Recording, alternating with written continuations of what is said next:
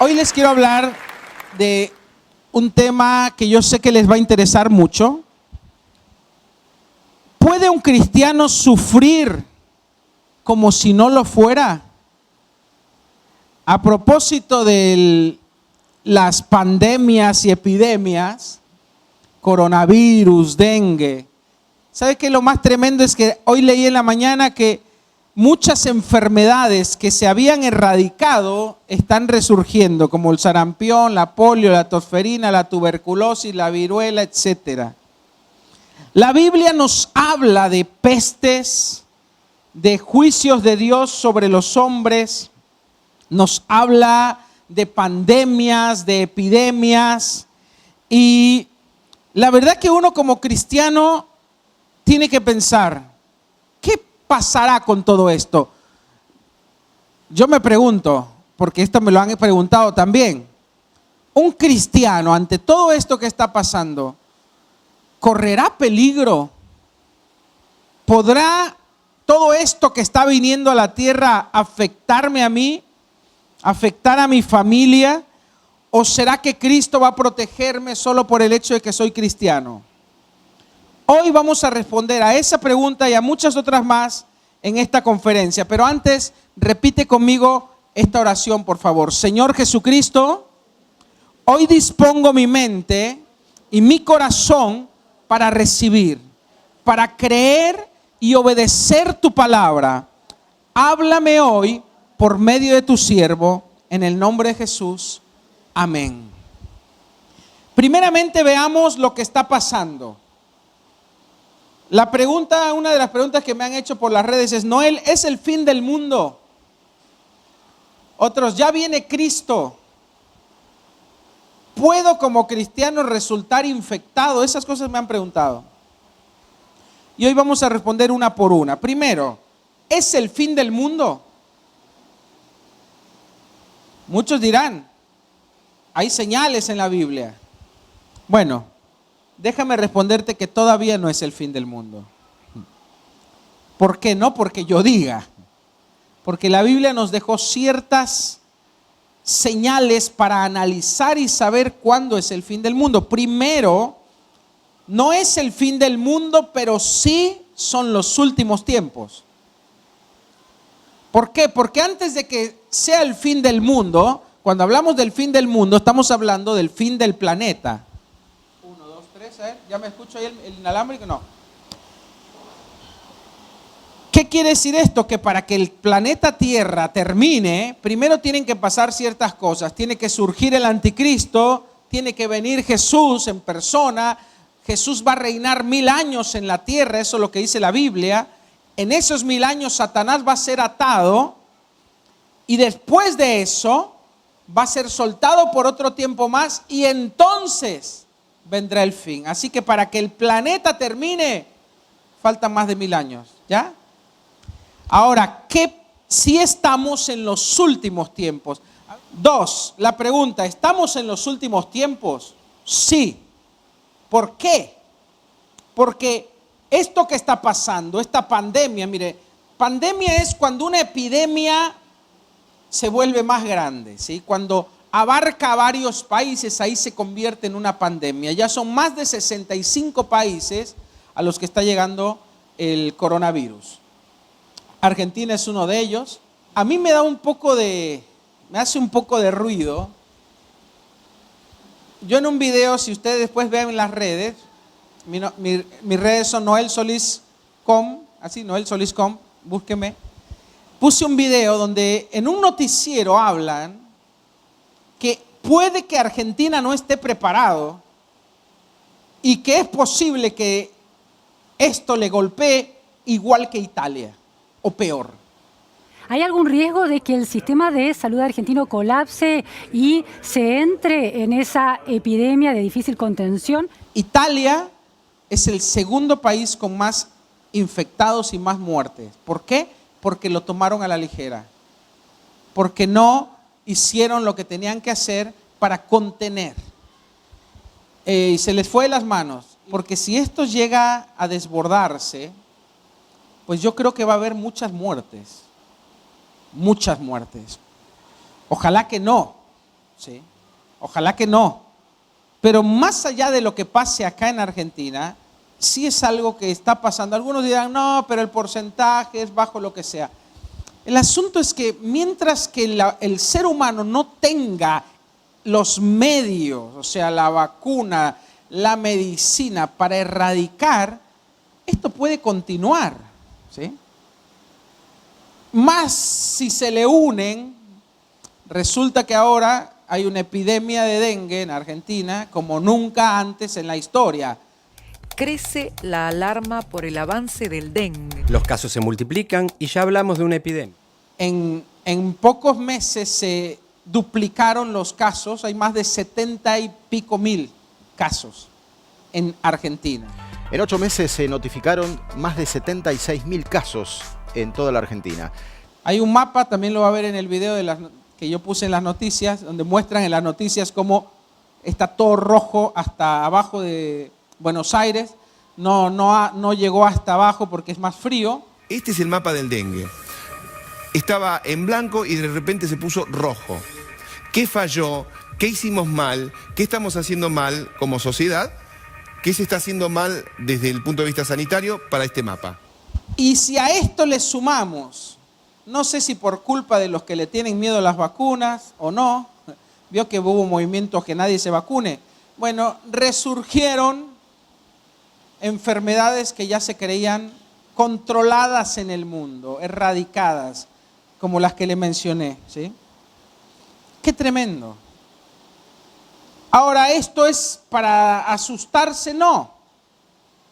Pero sí son señales. Mateo 24:3, cuando los discípulos se le acercan a Jesús, le preguntan, ¿cómo vamos a saber qué señales nos vas a dar para saber que tú ya regresas, que es el fin de los tiempos, que es el tiempo final? Y Jesús le dice varias señales, ¿sí? En el versículo 7 específicamente dice, se levantará nación contra nación, reino contra reino, y habrá pestes, hambres y terremotos en diferentes lugares. Pestes es lo que estamos viviendo ahora.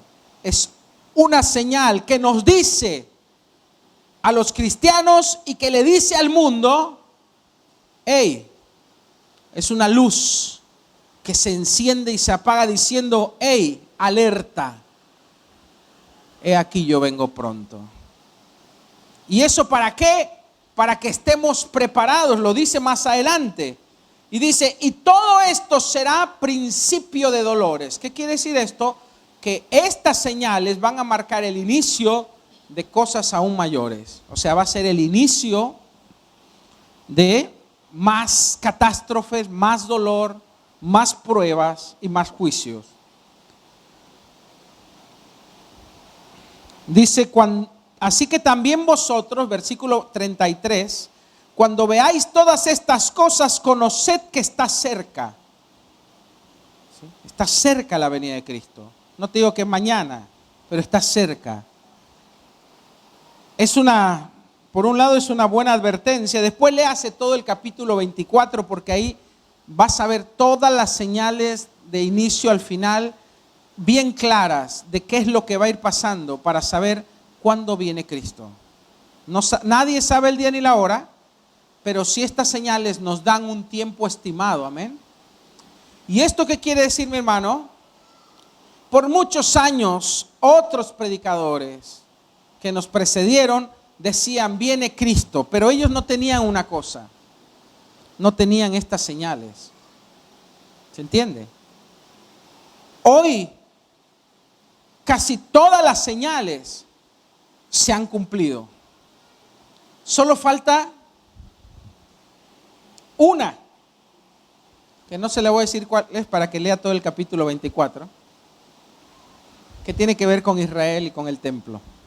Pero esa señal ya nos habla de que para entonces ya el anticristo estaría por emerger. ¿Sí? En otras palabras, mi hermano, dice Jesús que los que vean estas señales, esa generación no va a pasar sin que vean la venida del Hijo de Dios. O sea, esta generación somos nosotros. Es muy probable que tú y yo veamos la venida de Jesucristo.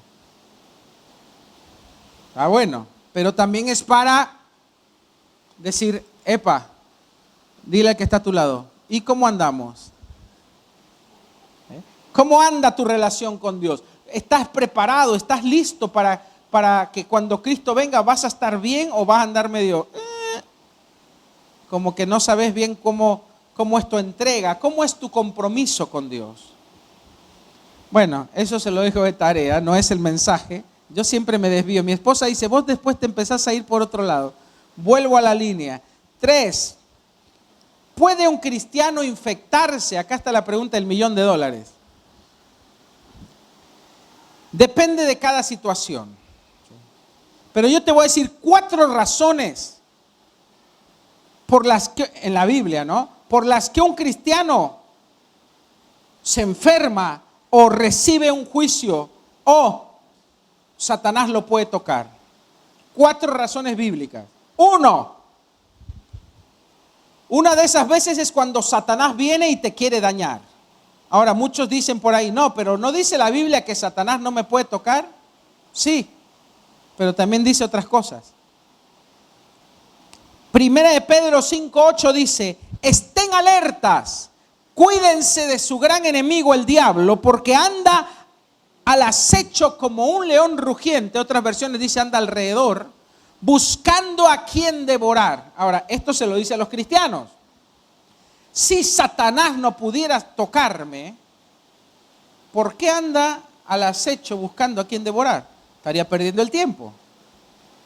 Entonces, si la Biblia dice que Satanás anda buscando dañarte, es porque en cierta medida y bajo ciertas circunstancias, en otras palabras, si encuentra una puerta abierta, él se va a meter y te va a tocar.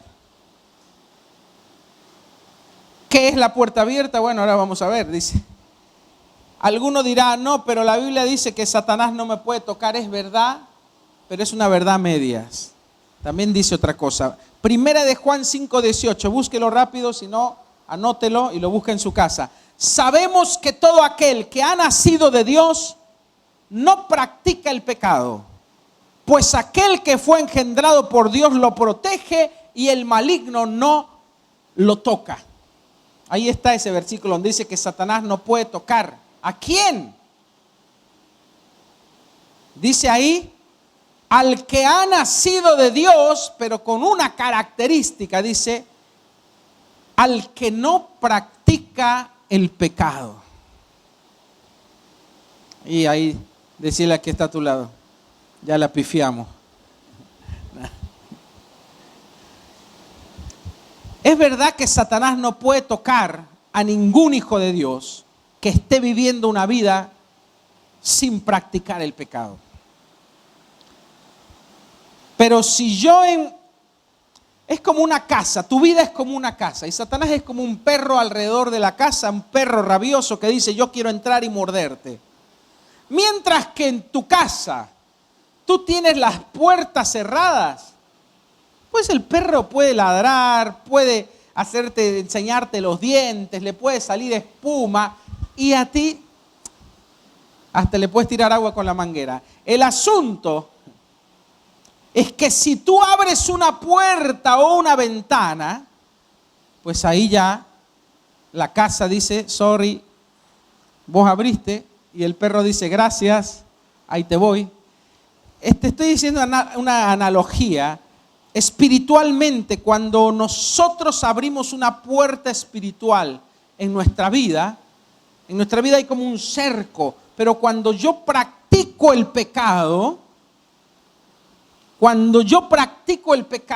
entonces yo estoy levantando una maderita a ese cerco o estoy abriendo una puertita y entonces Satanás dice, ¿por qué? Porque él aplica la ley y como la ley dice que el que practica el pecado, la paga del pecado es muerte, y mientras esa persona no se ha arrepentido y la sangre de Cristo no ha lavado ese pecado, Satanás dice, acá yo tengo derecho legal de estar y ¡pum! Aplica el castigo, que puede ser enfermedad, problemas, robo. ¿Qué dice la Biblia? Que Satanás vino a robar, matar y destruir. Por eso a veces hay cristianos que mucho aleluya, mucha Biblia, pero están llenos de problemas, llenos de enfermedad, llenos de deuda, llenos de como si no tuvieran un Dios que los proteja. Ahora, ¿será que Dios los ama menos? No. Pero es muy probable que haya una puerta abierta que esté permitiendo que Satanás meta su mano y lastime esa vida. ¿Se entiende? Hay otra razón. Por ejemplo, lea en Juan 14:30. Jesús sabía esto y dijo, mira, no hablaré ya mucho con vosotros porque viene el príncipe de este mundo, o sea, Satanás, y él nada tiene en mí. O sea, Satanás siempre está intentando, hasta Jesús lo intentó tocar, intentó que se suicide, lean la Biblia, cuando le dijo, tírate acá abajo, y él va a mandar a sus ángeles. Quería que Jesús se tirara de un edificio alto y se matara.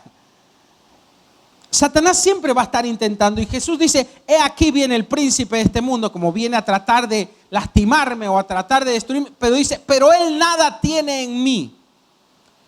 Esto es ¿qué es lo que Satanás puede tener? Cuando vos tomas el pecado pertenece a Satanás. Entonces tomas el pecado y dices, préstame tu pecadito.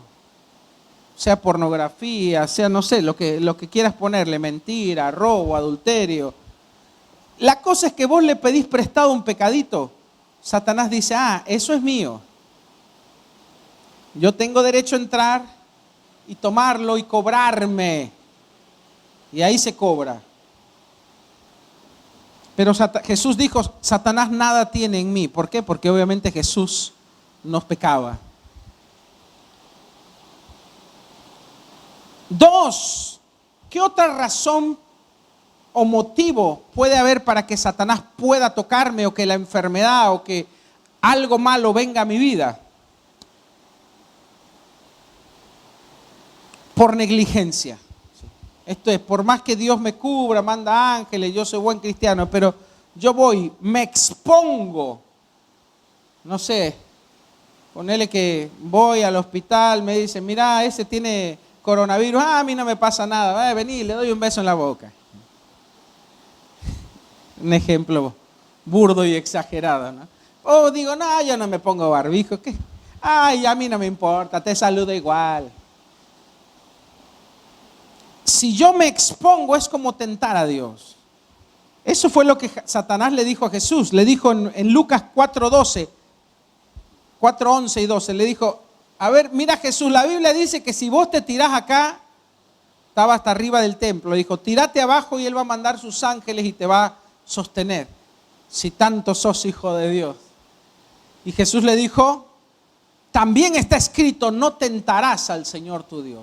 O sea, ¿qué es lo que Satanás estaba usando? Bueno, no sos hijo de Dios, no sos cristiano, entonces esto no te tiene que afectar. ¿Y qué dijo Jesús? No. Escrito está, no tentarás al Señor tu Dios. Entonces, si yo hago algo negligentemente, me expongo al pecado, me expongo al mal, si yo agarro un cuchillo que está todo oxidado, no tengo vacuna de tétanos y me hago y después me restriego en la tierra y no me lavo, es muy probablemente que me agarre tétano, por más que sea pastor. ¿Por qué? Porque yo me expuse y tenté, como diciendo, bueno, a mí no me pasa nada. ¿Se entiende? Eso le pasa a algunos a veces. Y claro, ponele, te comen todas las hamburguesas esas podridas, casi de plástico, comen porquería en la calle, nunca comen sano, puro alimento procesado, pura gaseosa. Después anda con, claro, las venas así tapadas, los pulmones hechos bolsas. Y después, ¡ay! Me dio un ACV. Dios, te olvidaste de mí. Y ahí están todos haciendo cadena de oración por el morfón que se come toda la porquería. Si yo no cuido el templo que Dios me dio, la Biblia dice, el que destruye su cuerpo, Dios lo destruirá a él. Entonces yo tengo cierta responsabilidad. ¿Se entiende? Entonces, cuando yo me expongo ahí, por más orado que estés, más cubierto, más ungido, te va a dar igual, ¿se entiende? Porque no hay que tentar al Señor. 3. Otra razón por la que Satanás a veces nos puede tocar, más allá de que tengamos puertas abiertas, es porque a veces estamos fuera de cobertura. Ahora dice, ¿cómo? Muéstreme bíblicamente. Ahí te lo voy a mostrar. Lucas 22:31.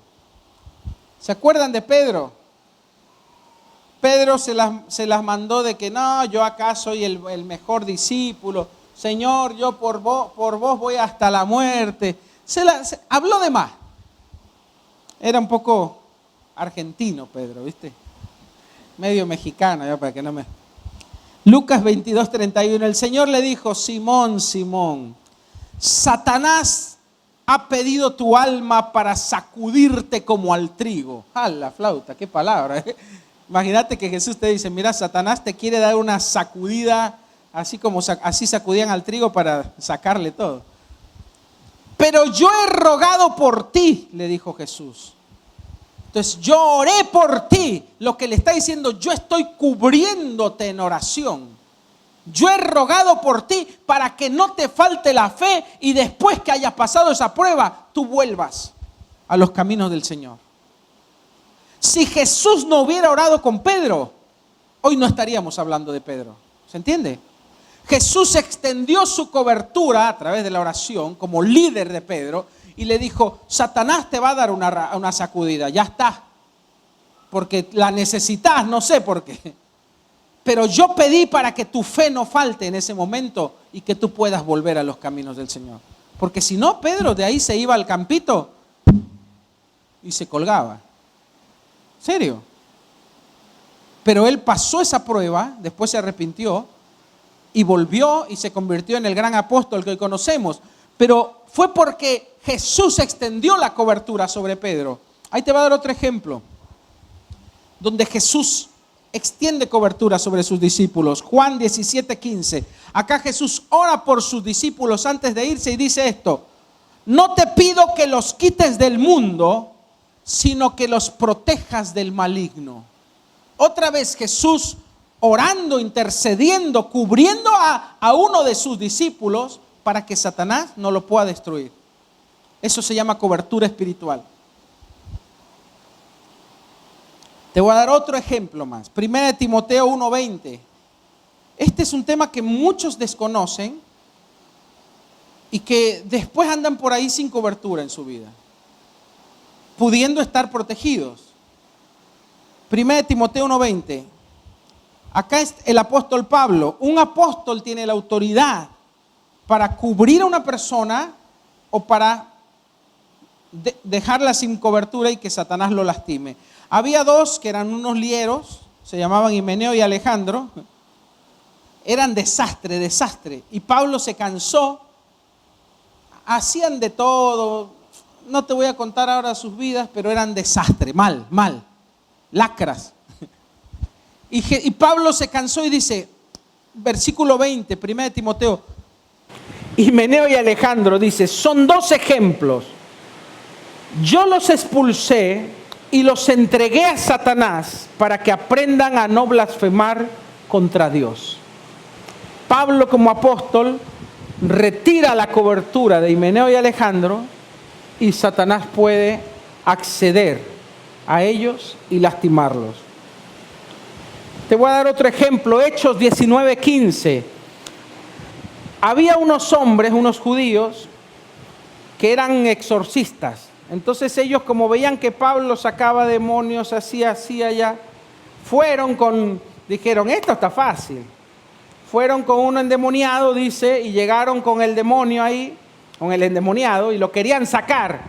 Y dice que se pusieron ahí a orar y a reprender, y que el demonio, para hacerte la corta, los terminó desnudando, arrancándole la ropa y se tuvieron que ir corriendo. Y mirá lo que dice en Hechos 19:15. Pero en una ocasión que lo intentaron, el espíritu maligno respondió, conozco a Jesús. Se ve que le decían, en el nombre de Jesús, conozco a Jesús, conozco a Pablo. Pero ustedes, ¿quiénes son? ¿Por qué el demonio, a pesar de que ellos usaban el nombre de Jesús, no se sometió a ellos? Porque un demonio no es otra cosa que un ángel caído. Y un demonio sabe reconocer la autoridad, cuando una persona tiene autoridad espiritual o no. Entonces no basta con decir, yo soy cristiano, yo uso el nombre de Jesús. No, la autoridad delegada me da mi autoridad contra un demonio para poder reprenderlo o no. Y en este caso, estos hombres no tenían autoridad y el demonio los terminó dando una arrastrada y les dijo, sí, conozco a Jesús y sé quién es Pablo. En otras palabras, los demonios saben cuando hay autoridad. En conclusión, cuando yo no estoy bajo una cobertura espiritual, que no es pertenecer a una organización, no te equivoques, no. Una cobertura espiritual es una relación de paternidad. Hay muchos por ahí que andan como huérfanos. No importa que tú vayas a una iglesia y tú tengas pastor, si tú tienes pastor sos una oveja. Hasta ahí nada más. Pero para ser un hijo tú tienes que tener un padre. Y si tú, en una simple pregunta, si yo hoy te pregunto, ¿quién es tu padre espiritual? Y si tú no me puedes responder en 3 segundos, tú todavía no tienes un padre espiritual. ¿Se entiende? Tú tienes que saber quién es tu padre espiritual y quién te cubre. Y para que tú tengas un padre espiritual, tú tienes que tener una relación de paternidad espiritual. ¿Y cómo yo me pongo en una relación? Bueno, es simple. Yo, por ejemplo, por muchos años, por un tiempo, yo no tenía una cobertura espiritual y no tenía un padre espiritual. Como hoy en día muchos pastores, hay pastores que no le rinden cuentas a nadie, que creen que ellos van directo con Dios, y no es así. Por eso hay tantos pastores que cometen errores, porque no hay nadie que le pueda decir, hey, vos estás haciendo algo mal. ¿Se entiende? Yo tengo un padre espiritual porque yo decidí estar bajo autoridad. Si yo quiero tener autoridad, yo tengo que estar bajo autoridad. Entonces mi padre espiritual me puede decir, Noel, estás haciendo mal esto. Noel, trata mejor a tu esposa. Noel, ¿cómo está tu economía? Noel, ¿estás siendo fiel a Dios con tus diezmos y ofrendas? Noel, ¿estás llevando una vida que agrada a Dios? Yo tengo esa relación. Yo le di permiso a esa persona de que pueda estar sobre mí como una autoridad. Si tú no le das permiso a nadie que pueda estar sobre ti como una autoridad espiritual, como un padre espiritual, pues entonces tú estás sin una cobertura. Aunque vayas a una iglesia, aunque seas oveja. La oveja tiene pastor nada más, pero el pastor le da de comer, nada más, a la oveja. Pero vos tenés que buscar una relación de hijo, porque tú no eres una oveja, tú eres un hijo y una hija de Dios. Entonces, esta parte es muy importante para nosotros saber estar bajo una protección espiritual. ¿Por qué? Porque tu padre espiritual va a orar por ti. Tu padre espiritual va a evitar que tú vayas por un camino donde vas a ser lastimado. Tu padre espiritual te va a advertir de parte de Dios, te va a dar el consejo de Dios.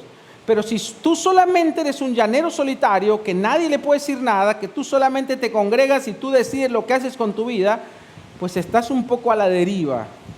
Y ahí es donde corremos peligro. Y por último, una razón que es una excepción, es una razón rara, pero por lo que a veces personas pasan por pruebas muy difíciles. No es porque pecó, no es porque está sin cobertura, no es porque es negligente. Son casos raros, pero ha pasado de gente que ora, busca a Dios, que hace bien las cosas, honra a Dios con su vida y le viene una prueba que la demás gente dirá, qué raro que le esté pasando esto. Hay casos así, excepcionales, pero donde Dios tiene un propósito. Sucedió en Juan 9, capítulo 9, versículo 2. Había un niño que estaba ciego y se lo trajeron a Jesús. Entonces los discípulos le preguntaron, Señor, ¿quién pecó? para que haya nacido ciego? ¿Este niño o sus padres? ¿Por qué? Porque la cultura judía sabían que para una maldición o para un caso grave era porque había algo espiritual detrás que le había dado permiso a Satanás para causar eso. Entonces le preguntaron, Rabí, ¿quién pecó, él o sus padres? Y Jesús le responde, no pecó ni él ni tampoco sus padres. Más bien, esta enfermedad está para que las obras de Dios se manifiesten en él y para que Dios sea glorificado. Y bueno, después Jesús oró y este niño sanó y eso trajo mayor gloria a Dios. O sea que en este caso, esa enfermedad, ese problema tenía un propósito. Dios había permitido para que ese niño y esa familia fueran un testimonio de la gloria de Dios. Son casos excepcionales.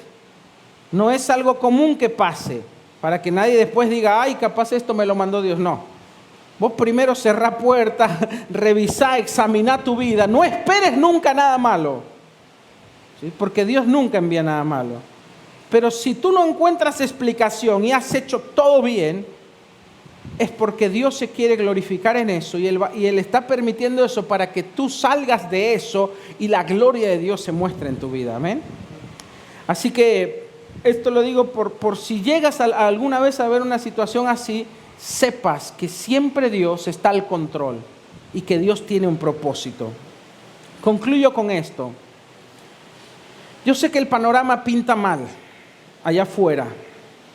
Probablemente mucha gente vaya a morir. No es lo que deseo y ojalá que lo pudiéramos evitar.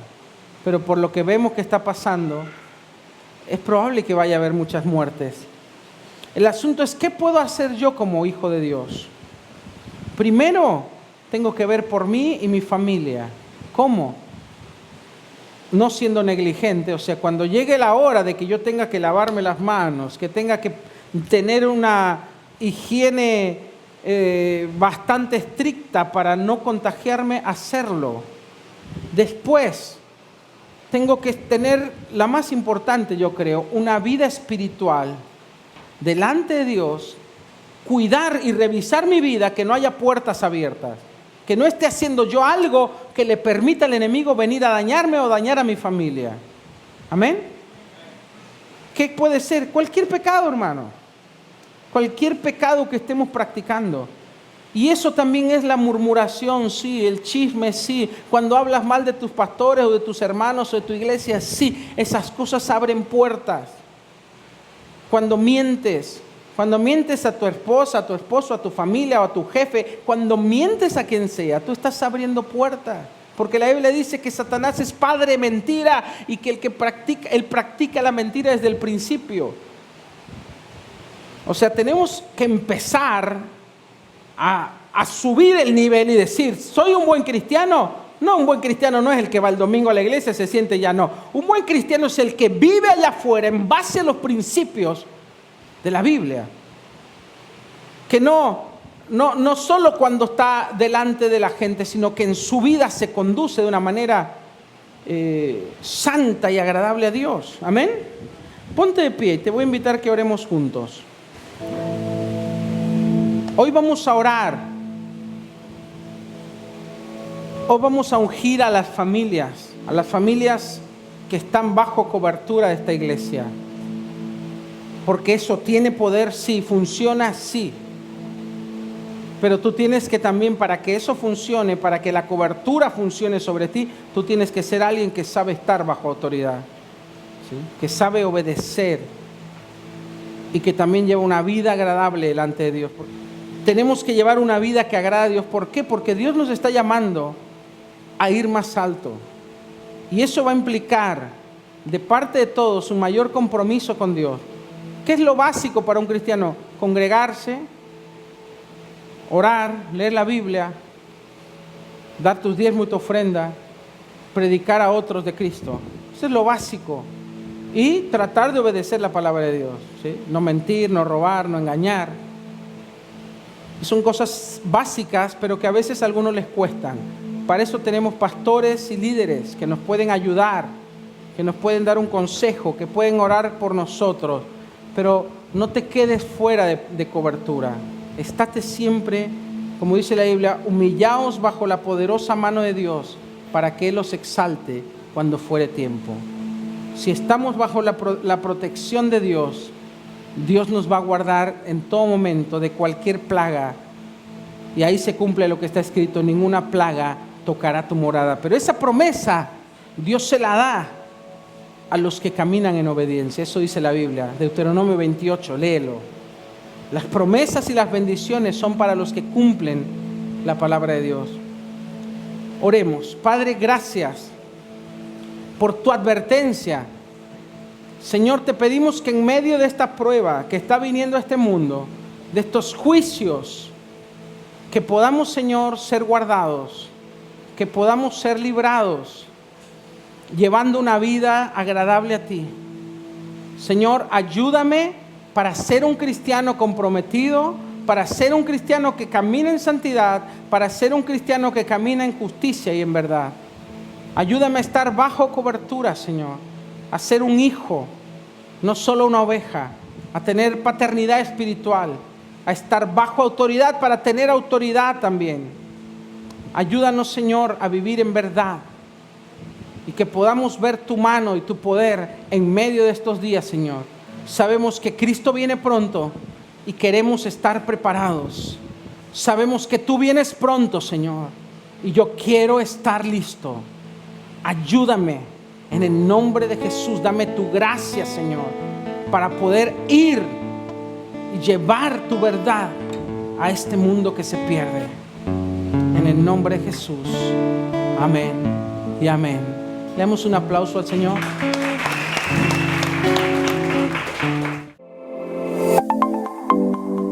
Recibe motivación e inspiración. Visítanos en noelsolis.com y en amistadevolution.com.